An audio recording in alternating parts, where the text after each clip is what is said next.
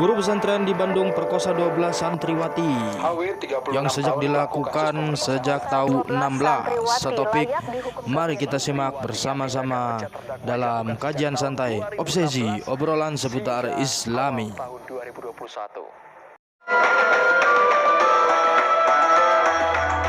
Kasih kesempatan sama Allah untuk berbuat baik. Amin. Nah, apa yang mau dibahas nih, Sang Pajar? Itu Tat, berita yang lagi viral Tat, soal katanya guru pesantren Tat, katanya. Bener Tat, dia tuh guru pesantren. Apa media yang salah nulis judul Ustaz? Yang mana itu? Yang pas hari itu yang mencabuli 12 santriwati. Katanya beritanya dari tahun 2016 sampai tahun 2021. Oh, yang lagi rame sekarang ya? Yang lagi rame. Ya. Gimana tanggapan Ustaz? Oh ya. Bismillahirrahmanirrahim. Assalamualaikum warahmatullahi wabarakatuh. Waalaikumsalam. Jadi saya juga begitu mendengar berita ini mendidih cara saya. Kenapa? Karena ada orang sekeji itu, orang nggak seamanah itu, sedangkan di dia itu tertempel guru, apapun itu ya, guru ngaji, guru pendidikan formal, itu sampai, masya Allah, bejat lah itu, udah biadab. Satu kata buat dia, bajingan. Iya. Kenapa Bang Magdi saya tahu? Kalau Ustadz nggak boleh ngomong keras itu, nggak boleh. Iya, saking keramnya bro. Ngomongnya pelan-pelan. Nah, Nggak boleh. Tapi pada dasarnya sama tapi. iya pada. Ya emang benar loh. Bener. Ya Allah. Hari kau itu apa ya? Masya Allah. Nganarmu nggak keren bro. Nganarmu nggak keren sama sekali. Ngerusak anak orang tuh nggak keren.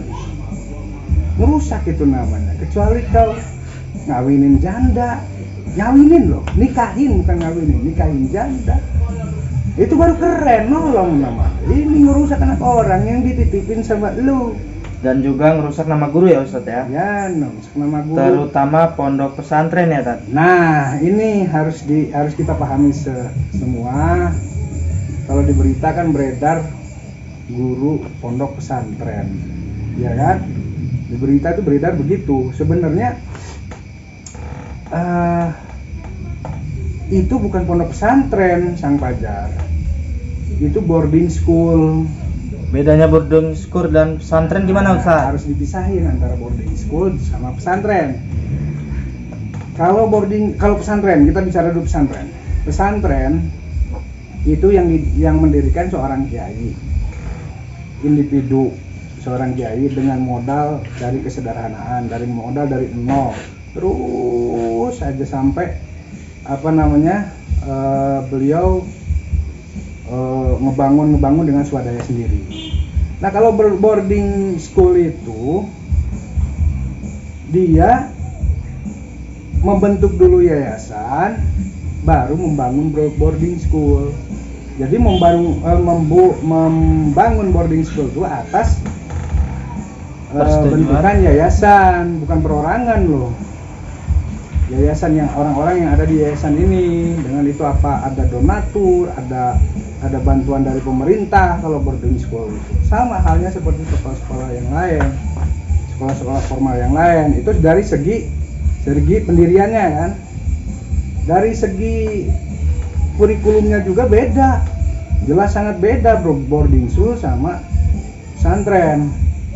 Namanya aja lah, boarding school itu nggak semua boarding school itu Islam, bener nggak? Banyak loh sekolah-sekolah Kristen yang berafiliasi boarding school, banyak kan? Sekolah-sekolah profesionalitas yang boarding school banyak. Seperti sekolah pilot, itu kan ada asramanya. Sekolah pelayaran, itu kan ada asramanya. Itu boarding school loh. Nah itu profesionalitas. Itu loh. Iya. Nah itu makanya boarding school itu umum, meskipun namanya Islami, Madani boarding school, tapi tetap beda pemahaman antara boarding school sama pesantren. Kalau pesantren, kalau kurikulum tadi ya, kalau boarding school itu 80% itu kurikulum nasional, kurikulum umum gitu loh, yang apa profesionalitas tadi, terus kurikulum sebagaimana orang sekolah atau setingkat SMA, SMP gitu loh. Dan kalau pesantren kurikulumnya 90% membahas atau mempelajari tentang agama Islam. Di situ kan kita bisa belajar tafsiran Al-Qur'an, kitab kuning dan kitab-kitab lainnya yang berbahasa Arab. Itu di pesantren. Di boarding school nggak ada. Itu loh yang mana namanya. Makanya harus dipisahin antara pesantren dan boarding school. Ya Nah untuk sementara ini media selalu bilang di situ, padahal udah dijelaskan tadi saya berita di CNN itu udah dijelaskan sama Kemenag itu, sama Menteri Agama, bahwa ini adalah yayasan boarding school gitu, bukan pesantren gitu loh. Jadi guru sekolah di boarding school itu yang kebetulan labelnya ustad, dilabelin ustad gitu loh. Kiranya gampang gitu. Nah, nanti kita bahas personalnya ya. Ini masalah ini dulu, boarding school sama pesantren itu dulu. Yang selama ini media-media gencar guru pondok pesantren kan, guru ngaji pondok pesantren. Padahal itu bukan pondok pesantren, bro. Wajar kalau dari sudut pandang jurnalis, wajar dia bilang pondok pesantren, karena pasti kan akan lebih menjual. Media juga butuh penonton. Iya, tapi dia butuh penikmat berita dia, makanya dibikin dia pondok pesantren. Kalau dibikin boarding school mencabuli, nah biasa aja gitu. Tapi saat dibilang pondok pesantren, wah bergejolak. nah itu dia masalahnya, kenapa harus menjual pesantren untuk meningkatkan kualitas berita? Nggak begitu, bro. Maksudnya begini loh, dengan adanya hal itu kita ini mulai diserang. Jangankan sama luar kita, ya kan? Taruh jangan lihat dulu loh. Yang nggak seamalia sama kita, pernah dibahas kan, Wahabi atau segala macamnya. Itu kan nggak seamalia sama kita. Dia seorang abis karena berangkatnya dari Ahlus Sunnah wal Jamaah, Nahdlatul Ulama. Nah, gimana cara menangkal ini? Ya kita luruskan. Bukan kita benarkan loh, tapi kita luruskan, kita kasih pemahaman bahwa boarding school sama pesantren sangat berbeda, gitu loh. Makanya ini berita saya nggak setuju. Rata-rata semua berita di televisi nasional seperti itu. Apa-apa saya mau viral lah. Karena di sini saya harus membela institusi pesantren. Itu bukan berarti saya santri. Sampai sekarang saya santri karena masih belajar. Ya kan, semua orang itu santri karena masih belajar. Nah, cuman pemahaman itu ya harus jeli lah, ngambil berita, ngambil judul berita atau ngambil isian dalamnya berita tuh jangan mendiskreditkan pesantren seolah-olah wah pesantren ini gitu loh.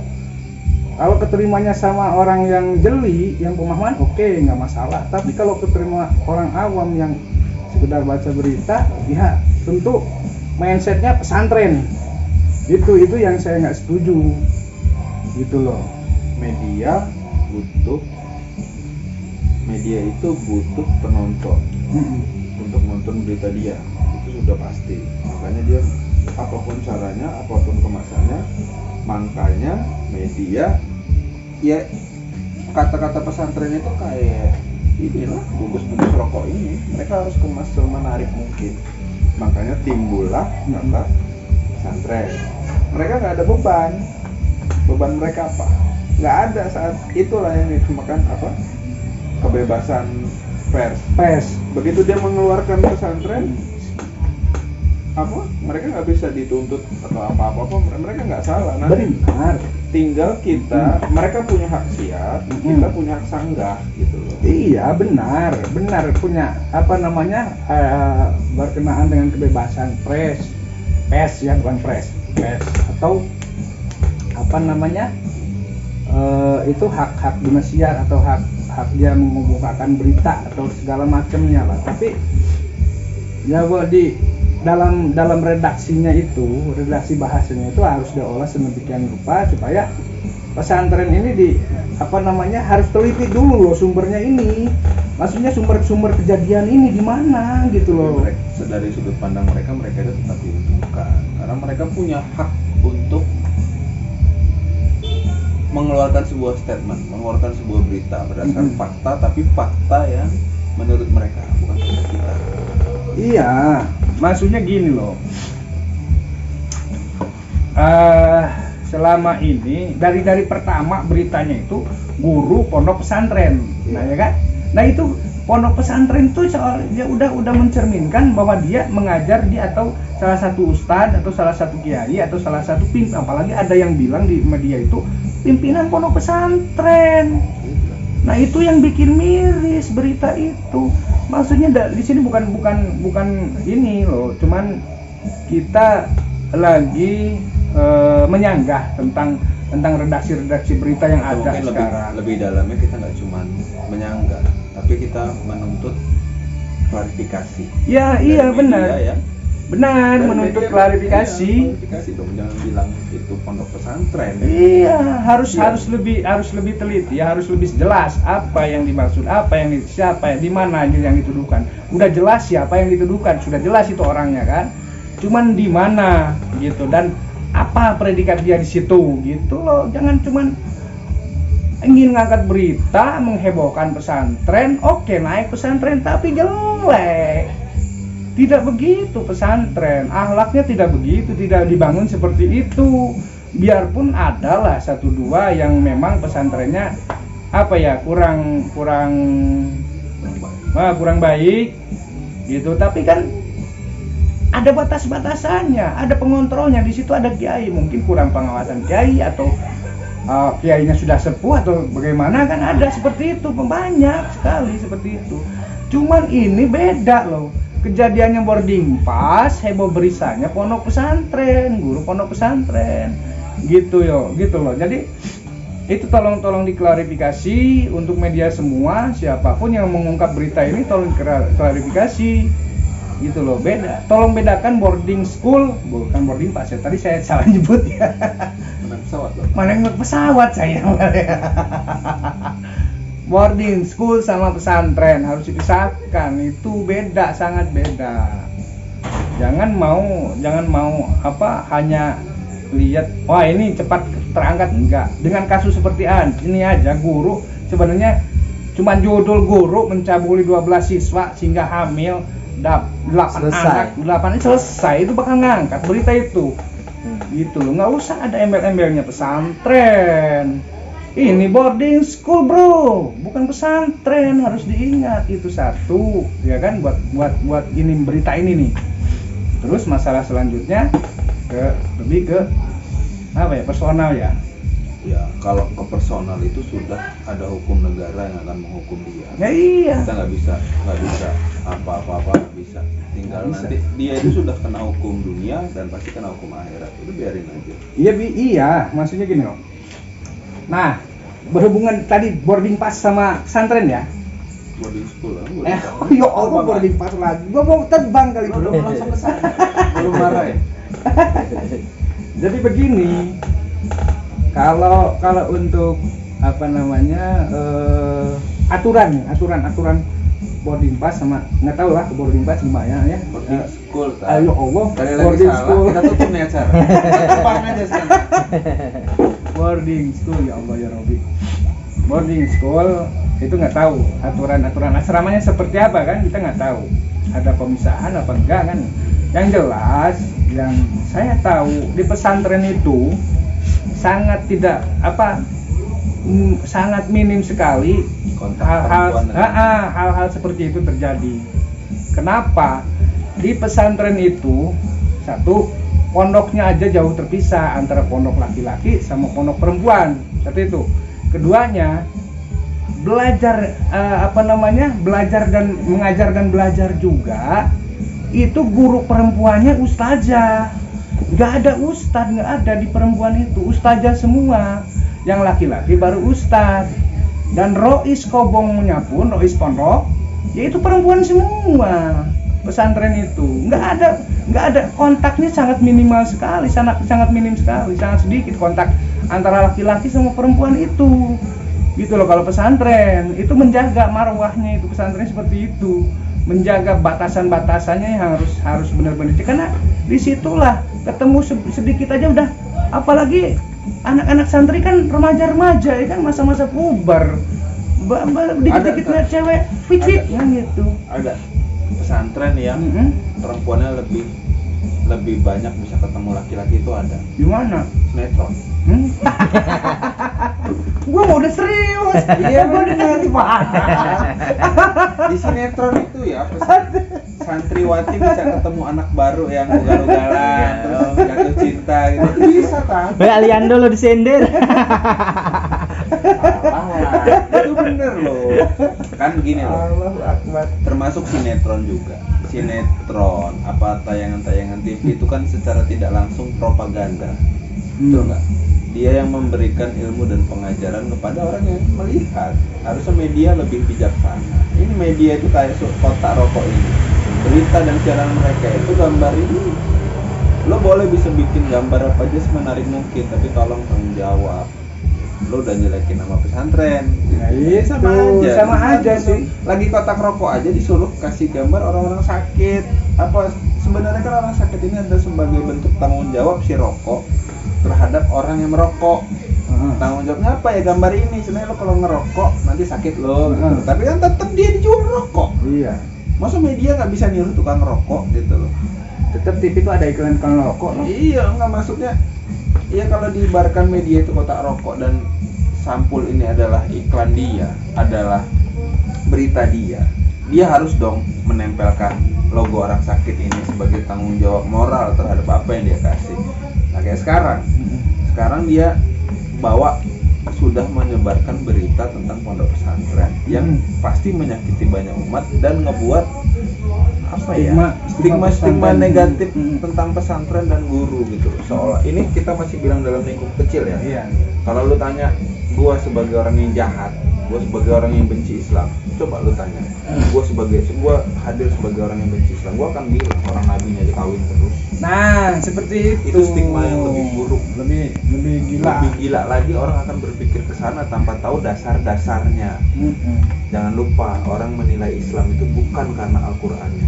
Orang menilai Islam itu justru karena akhlak orang-orang Islam, karena bawaan-bawaan orang Islam. Ini pakai peksinya, Bro. Jangan lah, gue ngomong. Besok saya sudah lupa. Malam ini aja nggak sengaja ngomong. Tapi besok saya lupa. Mantap benar. Mantap. Makanya Sukses. tolong untuk siapapun orang yang pertama kali mengunggah kata pesantren, tolong dengan bijaksana mengklarifikasi. Kami di sini kita tidak butuh permintaan maaf apapun. tapi juga tidak menjatuhkan awak media ya. Sama yang punya hidup aja, cukup sama Tuhanku atau Tuhan. Minta maaf lah kalau memang sudah merasa salah. Tapi minimal tolonglah luruskan. Jangan kata pesantren dengan kata ustadz itu tolong. Ustadz itu apa juga kan? Ada kriteria orang bisa dipanggil ustadz. Iya. Nggak sembarangan orang dipanggil ustadz. Ustadz itu bukan sesuatu yang gampang diucapkan. Ustadz udah. Jangan karena udah pernah naik haji terus dia jadi ustadz. Enggak juga. Untuk jadi guru aja nggak gampang, harus honor dulu, Iya. sekolah dulu, begitu juga ustadz. Makanya sebelum ngucapin kata ustadz, pahami dulu ustadz itu apa. Kalau sudah gini kasihan para ustadz yang lain. Ya, contohnya Ustadz Topik. Naik belum udah dicekak-cekak.